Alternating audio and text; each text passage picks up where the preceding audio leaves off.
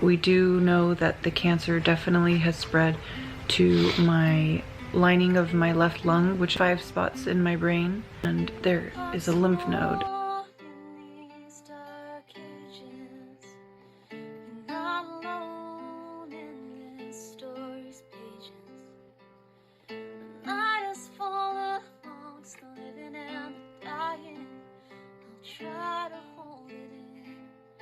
Try to hold it in. The world's on fire. Seeing her battle it with such strength and integrity, it's like it's so inspiring. I hope to be like her. Bring it to the table. Bring what I made. I'll watch the heavens, but I find I'm calling. Hearts break, hearts mend. Love still hurts. The new nodules in my lung are smaller. The fluid in my lung appears to be gone. And X-ray, then blood work, then I see my NP. Ooh, I'm nervous. And I have a cute outfit.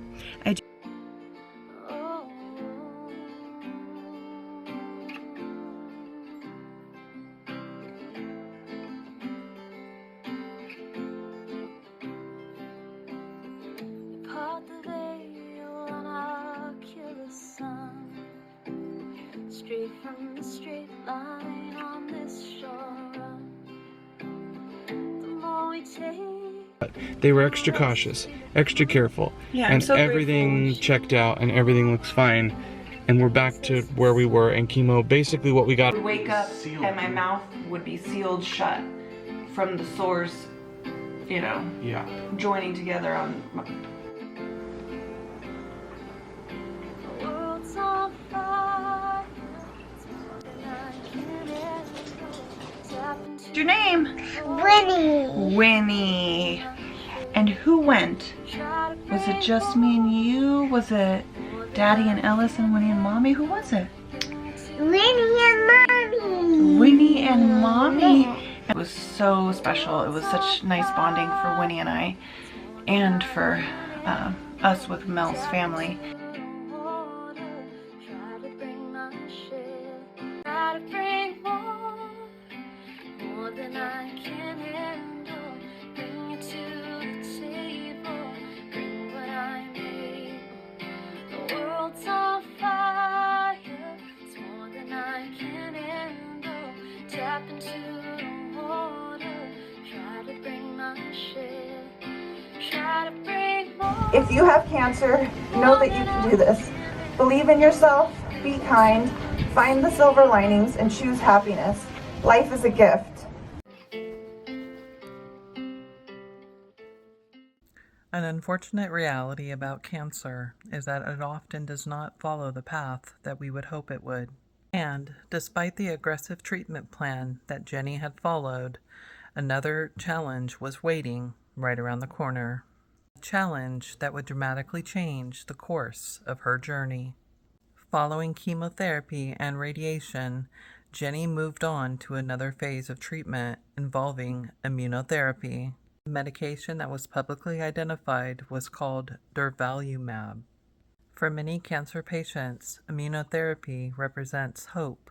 Like chemotherapy, which rapidly attacks dividing cells, immunotherapy works differently. The goal is to help one's immune system to be able to recognize and fight cancer cells more effectively. Over the past decade, immunotherapy has worked to transform treatment options for many cancer patients. For some people, it has extended their lives. For others, it has helped to control disease for years. So naturally, there was hope that it might be able to help Jenny as well. According to publicly verified information on Jenny Apple's YouTube channel, Jenny received one treatment of durvalumab after having gone through chemotherapy and radiation. However, public records later identified that that treatment was unsuccessful, and Jenny actually spoke briefly about this at a cancer walk. treatment was one round of immunotherapy that my body rejected. Mind you, I was supposed to have up to 2 years of immunotherapy. And I think it's important to pause here because this is one of those moments where language really matters. When people hear that a treatment failed, it can sound like someone made a mistake. It can sound like someone didn't fight hard enough. It can sound like something went wrong, but none of those were the case here. Cancer is complex, and because of that, the treatments that may work for one person may not work for another. Doctors can follow the best possible evidence, and patients, they can do everything right, and cancer can still, and often does, continue progressing. And that is one of the hardest realities of this disease. Unfortunately and sadly, it appears that that was the reality that Jenny and her family were facing. Then came one of Jenny's most difficult updates of her entire journey. In early 2022, Jenny's cancer progressed to stage 4. For cancer patients and their families, this is often one of the most frightening moments imaginable, because stage 4 means the cancer has spread beyond its original location. Public information indicates the disease has spread to the brain, additional lung tissue, and distant lymph nodes. Today they said 5 spots in my brain, and there is a lymph node that is affected as well. And it was at this point that everything changed. The conversation changed, the outlook changed, and the treatment changed. And yet one thing appears not to have changed at all: Jenny's willingness to continue pursuing treatment. Imagine receiving that kind of update. After months of chemotherapy, after radiation, after a brutal immunotherapy treatment that sent her to the hospital and which caused her to have to be on prednisone for a year, after all the appointments and the scans and the uncertainties, and to learn that the disease had progressed anyways. For many people, that would feel absolutely devastating. And while we should never assume exactly what someone was feeling privately, it's reasonable to recognize the seriousness of the situation, because this wasn't just another appointment. This was a major turning point. This was the moment when Jenny's cancer disease had moved from locally advanced disease to metastatic disease. For Jenny, cancer had now spread to one of the most sensitive and important parts of the entire body, the brain. The brain controls movement, memory, speech, vision, personality, emotion, virtually every aspect of daily life. And this is why brain metastasis is taken so seriously. In response, Jenny underwent targeted brain radiation.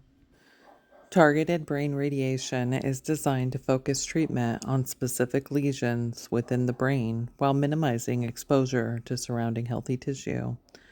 The exact number of lesions treated has not been publicly confirmed. The specific radiation platform has not been publicly confirmed. What we do know, however, is that targeted brain radiation became another important step in Jenny's cancer treatment journey. Another treatment, another challenge, and another attempt to control the disease. And once again, the public record shows Jenny continuing to move forward. She was desperate to be there for her family, for her children, for her loved ones, for her friends, and for the larger community that she had built on the Jenny Apple YouTube platform. When you look at the overall timeline, one thing becomes increasingly clear. This was definitely not a situation where Jenny underwent one treatment option and then ran out of other options. The public record shows the opposite. It shows a woman moving from one treatment plan to another, searching for the next possibility, the next opportunity, the next source of hope. Because after brain radiation, another major treatment phase was already waiting. And that next phase would involve a completely new combination of medicines designed to continue the fight against a cancer that had become far more aggressive. The disease had changed, the stakes had changed, and now the treatment plan would change as well. And that's where we'll pick up in part 3.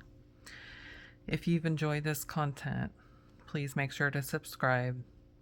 I have several other videos coming out that will be detailing Jenny's full cancer treatment journey. And don't forget to watch yesterday's if you've missed it, where it all started. And this coming June 6th, we're celebrating Jenny's heavenly birthday. Don't miss the opportunity to learn more about Jenny's lasting legacy, how she fought so hard to be with the ones that she loved. Join us here, right here, as we celebrate Jenny's birthday, June 6th at 6 p.m. Thank you for being here, and I'll see you in the next video.